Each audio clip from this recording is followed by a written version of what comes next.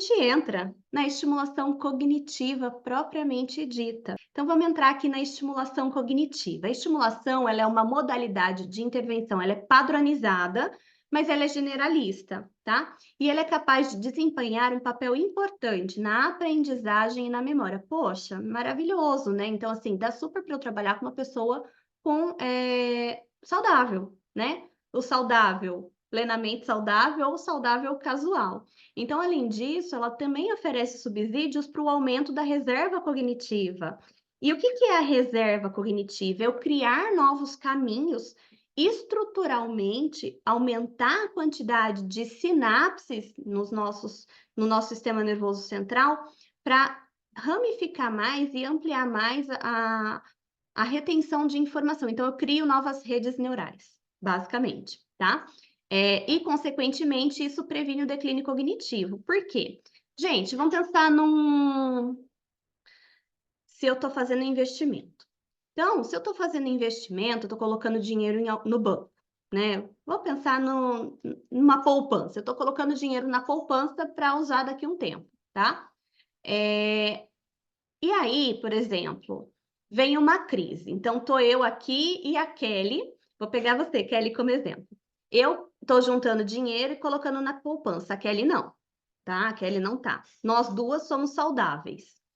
E aí, o que acontece? Vem uma crise mundial, dá quebra em alguma coisa, e aí a gente precisa se sustentar, ou não, pior, vamos pensar, veio a pandemia. Eu tenho reserva de dinheiro, a Kelly não. Então, o que vai acontecer?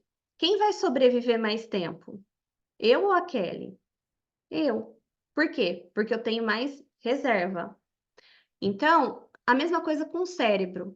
Então, então eu tenho uma reserva cognitiva, a Kelly não. Vem uma situação externa, né? Então, por exemplo, vem alguma doença. Quem vai resistir mais a essa doença? Eu ou a Kelly? Então, é nesse sentido que a gente pensa em reserva cognitiva, tá? Faz alusão à poupança, que é sucesso. Então, é nesse sentido que a gente pensa, e a estimulação ela é capaz de criar novas redes neurais para que a pessoa ela tenha mais artifícios para chegar ao mesmo objetivo, por exemplo. E então, todos os tipos, né, de estimulação cognitiva, eu pus CS aqui, mas a estimulação cognitiva, eles podem ser benéficos para melhorar o funcionamento cognitivo nos idosos, tá?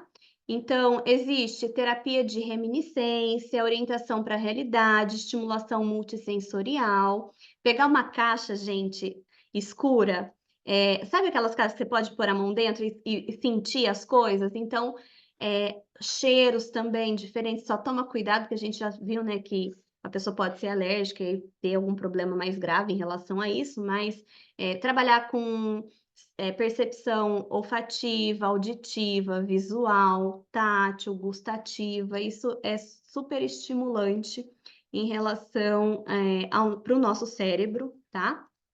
Então, aumenta o nosso funcionamento cognitivo geral em idosos saudáveis e também com comprometimento. Então, a estimulação cognitiva, ela melhora a memória, orientação, linguagem, praxis, que é o fazer, né? E cálculo também. E outras coisas que você treinar, obviamente, tá?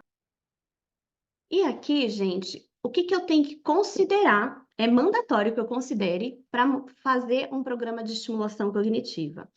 Eu tenho que saber qual é a queixa, associar a queixa às funções cognitivas e, a partir disso, desenvolver as estratégias de estimulação que eu sei que são específicas para cada função cognitiva, ou que não são específicas, mas trabalham aquela função. Então, é importante que eu use essa tríade, quando vocês receberem, vocês grifam, tá? Porque isso é super importante. Então, vamos retomar um pouco as queixas cognitivas mais comuns do idoso?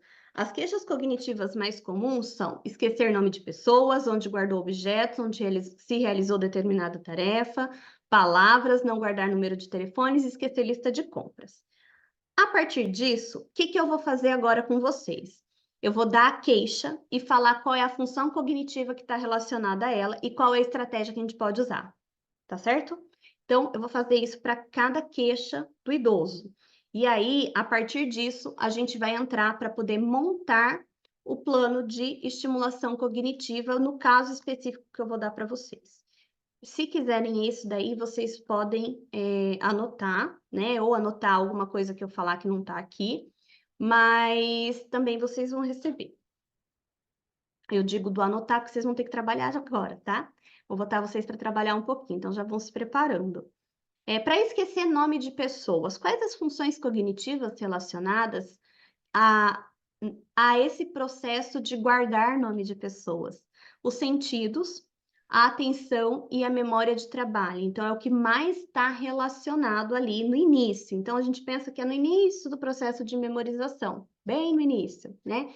E que estratégias que eu posso fazer, utilizar? Estratégias de mnemônica visual. Jéssica, o que é mnemônica? Mnemônica são técnicas de memorização. É isso, gente. É só uma palavra bonita para falar de técnicas de memorização. Então, tem a mnemônica visual, que você faz uma associação do nome com a face, a fisionomia daquela pessoa. Uma outra técnica é a repetição. Então, você tem que fazer essa associação de nome, fisionomia e a repetição. É uma estratégia que você pode utilizar. Você pode fazer também a associação do nome. É que, assim, técnicas para esquecer o nome de pessoa tem que associar com a face, tá? Então, essa é uma estratégia que vocês podem utilizar aí para isso, tá?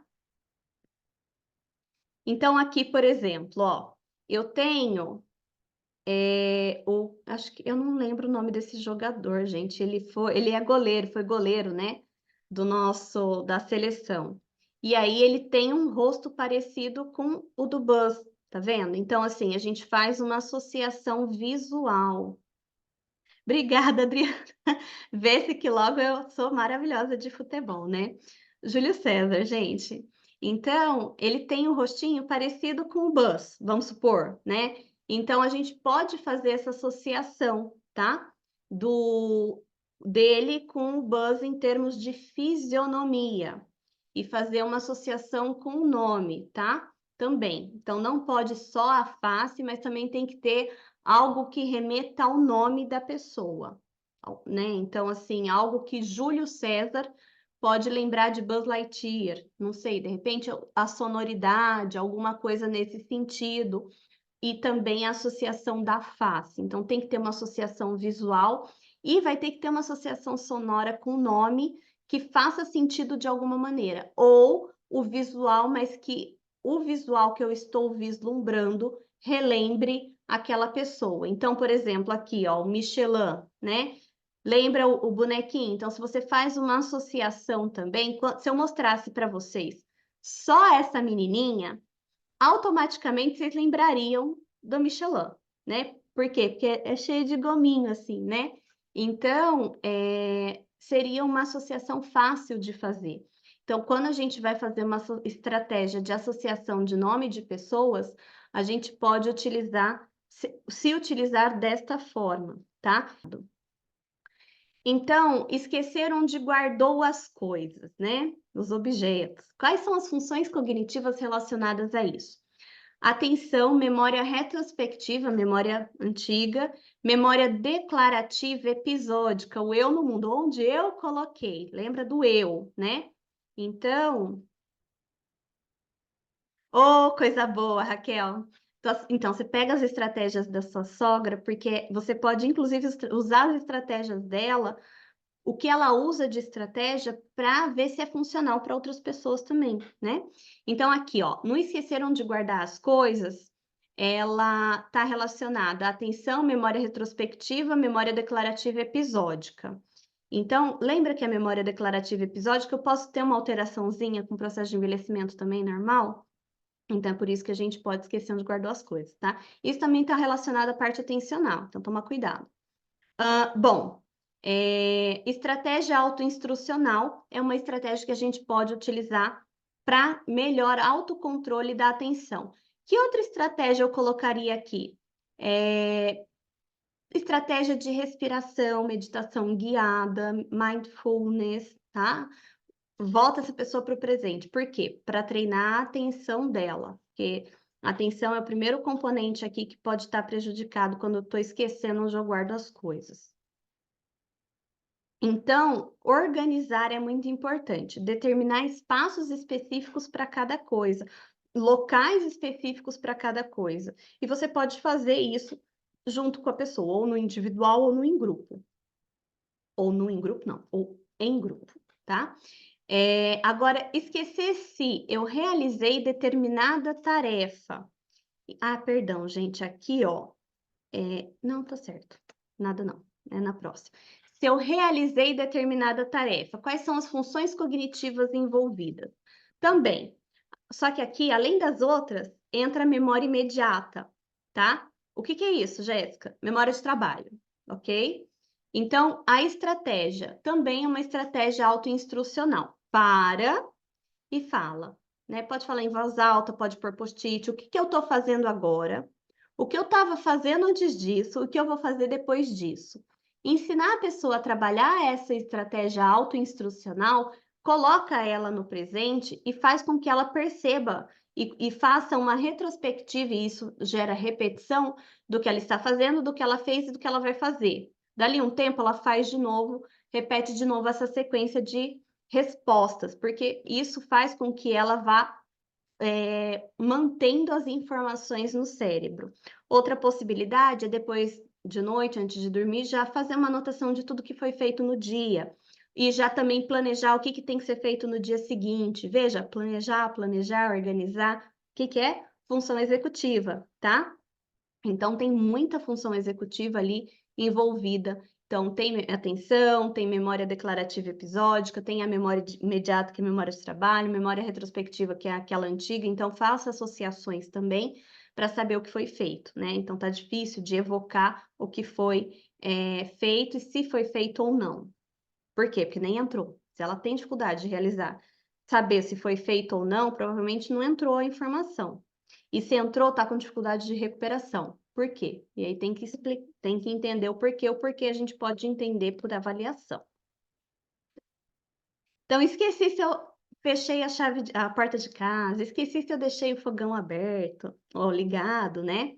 Então, se eu deixei a janela aberta, se eu deixei a chave fora do carro. Então, essas coisas, elas contam muito com o seu tônus atencional.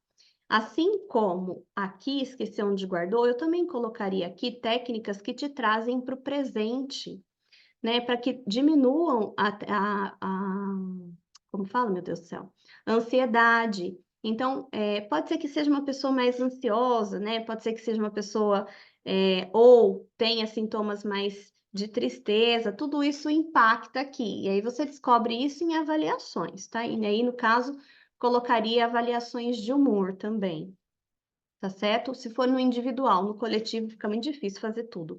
Faça só o rastreio, tá? Aí você esquece palavras. Quais as funções cognitivas que estão mais relacionadas ao esquecer de palavras? Evocação. Então, a informação, ela existe. Ela só está inacessível, mas ela existe. Aqui, ó, a gente não sabe se a informação existe, tá? Mas aqui ela existe. Ela só não consegue acessar a informação. Como é que ela vai acessar essa informação? Então, se ela está querendo lembrar de Letícia Spiller, por exemplo, vai estar lá o rosto da mulher na frente da pessoa, do seu paciente, mas não vem. Então, tem uma técnica que você vai indo letra por letra, vai passando o nome de pessoas que, por exemplo, Letícia Spiller era atriz da Globo, né? Fez várias novelas, sei o quê. Então, você põe nessa categoria e você vai passando. É uma mulher, então aí você põe nomes de mulheres, você secciona e vai passando letra por letra, pensando em vários nomes de pessoas que estão nessa categoria e vai fazendo o abecedário, porque isso facilita com que venha a memória, né? Evoque a informação do nome correto daquela pessoa, tá? Ou daquele objeto, enfim. Outra coisa, aí tem outra técnica, que a gente chama de técnica da irmã feia. É quando a gente está tentando lembrar uma palavra, mas só vem uma palavra que é parecida, né? E aí você martela naquela palavra que é parecida e não é aquela que você quer, né? Então, você vai ter que primeiro esquecer aquela que você está lembrando para você poder dar oportunidade de achar a palavra certa. Então, você vai ter que tirar a atenção daquilo. E como é que você tira a atenção daquilo? Colocando mais informações, porque eu estou colocando mais estímulos, ou seja, eu estou dando oportunidade do cérebro tirar o foco dali e explorar novos estímulos. À medida que ele vai explorando novos estímulos, a palavra certa ela vai vir. E outra maneira também, por exemplo, para objetos, é fazer com que a pessoa ela comece no dia a dia evitar o uso de pronomes, né, demonstrativos, tipo isso, pega isso para mim, pega aquilo, tá lá naquele lugar. Ah, você sabe, pega aquele negócio lá que eu gosto muito, aquele negócio, e não dá o nome. Então, começar a nomear as coisas. Então, trabalhar com isso também de nomeação é importante para minimizar a questão do fenômeno da ponta da língua, tá? Então, você reforça ali o vocabulário daquela pessoa. Então, você traz o que ela já tem de conhecimento e, às vezes, reforça ou ressignifica a codificação daquilo para que ele evoque com mais facilidade, tá certo? Então, vamos supor que eu preciso lembrar de marshmallow e aí só vem marmelo, né? E aí você fica, marmelo, mas não é marmelo, era outra palavra, não é o marmelo, quem nunca fez isso, né, gente? E aí você tem que começar a colocar marmelo rima com martelo, né? Magrelo, e aí você coloca para o cérebro sair do marmelo. A hora que ele sair, porque você vai trazendo outras palavras similares, o marshmallow aparece, tá? E aparece mesmo, gente. Então, coloca essa distração. Não guardar um número de telefone. Como é que eu faço para resolver essa queixa? Primeiro, o que está envolvido? Memória de trabalho e decodificação. O input, ali é o input de informação que está prejudicado. Então, qual a estratégia que eu posso utilizar? Eu posso utilizar uma técnica de imagem. Então, pegar o número, é que eu não vou fazer aqui agora com vocês, mas isso é muito legal, do 0 até o 9 e colocar, por exemplo, o que o 0 lembra? Ah, lembra um ovo. Ah, lembra, sei lá, um bonequinho. E aí você cria imagens com um número. Isso é uma forma de gravar número com imagens. A técnica da frase, essa é maravilhosa, gente. Você transforma o número em palavras. Por exemplo, eu tenho o número 1, deixa eu ver aqui. 1, 2 e 3, vamos supor. Então, o número 1, eu posso pôr só uma letra. Então, o. Não, vou pôr o dia. Deixa eu pensar aqui, gente, para facilitar para vocês, porque senão vai ficar difícil para vocês visualizarem. Eu vou fazer o inverso, mas não façam o inverso com os pacientes de vocês. Então, eu vou pegar o número 1, 3, 4, 4. Então, eu quero gravar o número 1, 3, 4, 4. Para eu gravar o número 1, 3, 4, 4, ele tem que fazer algum sentido para mim, certo? Eu posso gravar esse número transformando ele em imagem, né? Fazendo uma imagem com ele, com cada um deles, com cada um dos dígitos, ou fazendo, né, uma imagem só com esses 4 dígitos. Ou eu posso também fazer a técnica da frase. Se eu for fazer a técnica da frase, a frase vai ficar assim, ó.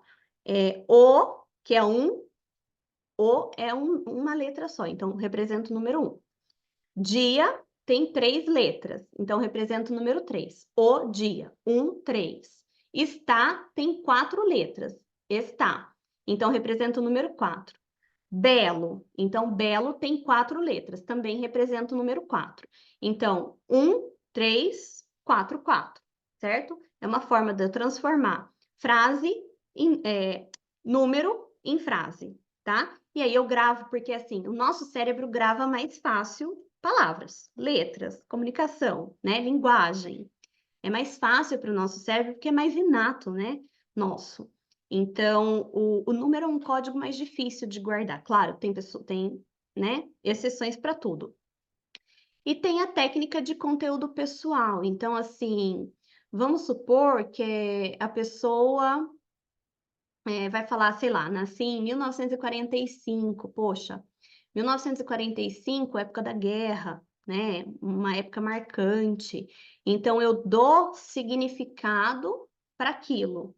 Ou a pessoa fala assim, ah, eu nasci em 1991. Aí você fala, poxa, eu também. Esse poxa, eu também fez assim, ó, nos neurônios, né? Os dois neurônios fizeram o quê? Conectaram. E isso é uma forma também, é uma estratégia mnemônica para números, tá?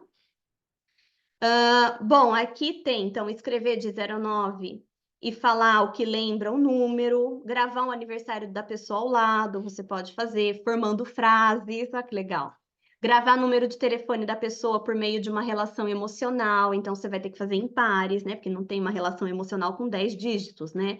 Mas aí você secciona os dígitos e aí você faz essa técnica também. Então é muito legal, gente, é muito divertido fazer isso. Porque eles quebram a cabeça mesmo. Então, assim, é bem legal. E sim, sempre que vocês forem passar atividades, tenha respostas. Não precisa ser a resposta que eles vão achar, porque eles vão sempre trazer uma resposta nova, é incrível. Mas tenha no mínimo uma resposta para nortear. Isso você tem que fazer quando? Antes de fazer a atividade. Então, você tem que deixar tudo pronto. Eu vou mostrar para vocês isso. Então, esquecer de lista de compras.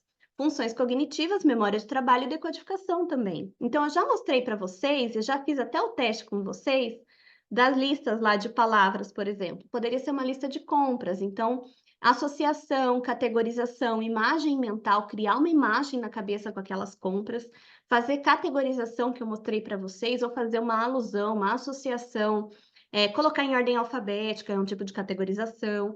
Então, você pode fazer a associação com locais da sua casa, por exemplo. Então, você vai comprar o caderno e a cadeira de escritório, imagina eles dentro da sua casa, no seu escritório. Então, imagina o caderno vermelho que você quer e a nova cadeira confortável que você quer, coloca lá. Por quê? Porque você já tem um conhecimento prévio da sua casa e você coloca elementos novos ali. Ficou interessante, o cérebro, né? Ele viu coisa nova, então ele está curioso e ele grava com mais facilidade.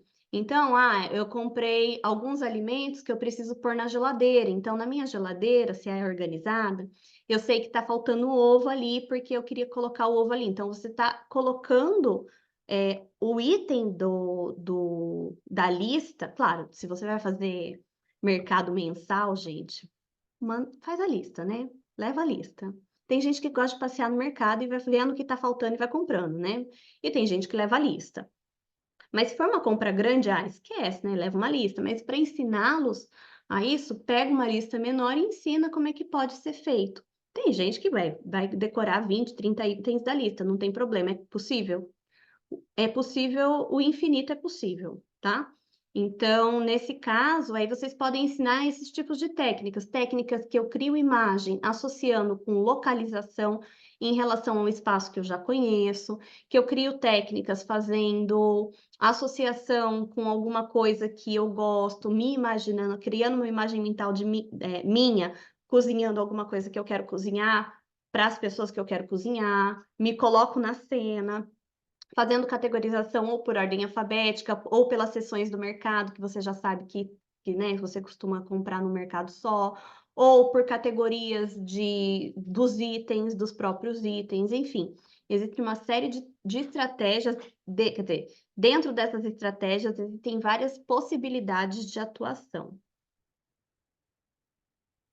Ó, a Raquel colocou que usa estratégia de memorizar os produtos por prateleira do mercado. Imagino cada área do mercado quando estou saindo de casa e onde eu tenho que passar. Exatamente, porque isso otimiza tempo também, né? Isso é uma função executiva, né? Muito executiva. Então, e claro, tem a decodificação, como é que eu vou fazer o input dessas informações, mas você imaginar e processar isso é muito legal. Então, e é muito funcional, certo? Criar história é bem legal também. Gente, criar imagem. Ó, uma coisa bacana é que assim, o cérebro, quando ele tá julgando, gente, quando tá fofocando, quando tá julgando, ele adora, parece que é um negócio que chama ele, fala assim: "Nossa, eu quero mais disso". Então, quando você vai fazer estratégia nome face, por exemplo, uma coisa que eu faço para os meus, eh, pacientes é o seguinte: julga, né, se tem o nariz grande, bota um narigão, né, imagina um nariz maior ainda, sabe, assim. Claro, a gente não precisa falar para outra pessoa isso, mas assim, para quem está memorizando, isso é muito fácil. O cérebro, ele tem uma capacidade de gostar dessas coisas muito maior. E aí isso chama atenção. Quando eu chamo atenção, a chance de eu conectar neurônios é maior. Quando eu conecto neurônios, ali eu começo o processo de armazenamento de informação. E aí ele começa a passar e fazer essa associação mais fiel, mais fidedigna, né, mais forte. Então, isso é importante. Então eu falo: "Julga, julga mesmo". Coloca, se tem uma verruga, cresce a verruga da pessoa, se um olho é um pouquinho maior que o outro, bota, né, tipo, uma coisa mais diferentona, assim, na hora de imaginar o rosto dessa pessoa, enfim. Sobressai aquilo que você julga, porque isso facilita na hora de gravar o nome de alguém, tá. Isso para nome fácil. E aqui também, quando você vai criar imagem mental, quanto mais esquisita for a imagem, quanto mais esquisita for a história, quanto mais doida for a história, mais fácil de você lembrar. Isso, e principalmente se ela gerar uma emoção. Pode ser uma emoção de nojo, pode ser uma emoção de, ser engraçado, de você dar muita risada, né, pode ser uma coisa que remeta mais à tristeza, pode ser uma coisa que remeta mais a uma coisa esquisita, tipo: "Ah, nossa, que coisa esquisita, estranha, nunca vi isso", né, ou "Nossa, que nojento", né. Essas coisas, gente, quando você pede para associar pensando nisso, grava muito mais fácil. Exatamente, a Leila cria uma memória absurda e ela guarda. É, tem que ser absurdo, gente, tem que julgar, julga mesmo, tá. O cérebro adora um julgamento, o cérebro adora uma fofoca, então assim, julga, porque isso na hora da memorização, primeiro que eles vão olhar para você e vão pensar assim: "Sério?", né, tipo: "É isso mesmo?". Aí a hora que eles, porque isso é chocante, né, você falar assim: "Julga mesmo o outro", né. Mas, é no sentido de realmente memorizar. Por quê? Porque eu crio emoções a partir disso. Gente, quando eu associo uma memória com emoções, a chance de eu perder essa memória é muito baixa, muito baixa. Então, ó, a Raquel falando que quando ela faz isso, o marido dela fala que ele é muito má. Mas agora você vai virar para o seu marido e vai falar que isso é uma estratégia mnemônica. Tá? Então, gente, depois, se você der risada disso, as pessoas elas vão começar a ficar mais descontraídas, aí elas vão começar a entrar no clima, e aí flui. E aí elas percebem que isso dá certo, e elas começam a usar. Então, assim, você quebra alguns estereótipos também, porque a gente não tá fazendo um julgamento para machucar o outro, né. E eu falo: "Gente, pelo amor de Deus, cuidado com o julgamento que vocês fazem, de expor o julgamento que vocês estão fazendo. Mas façam um julgamento mesmo, assim, é só para você, tá tudo bem", entendeu. Então, isso é importante para o seu cérebro armazenar. Se você tá com dificuldade nisso, vamos resolver dessa forma, tá. É uma boa forma de resolver.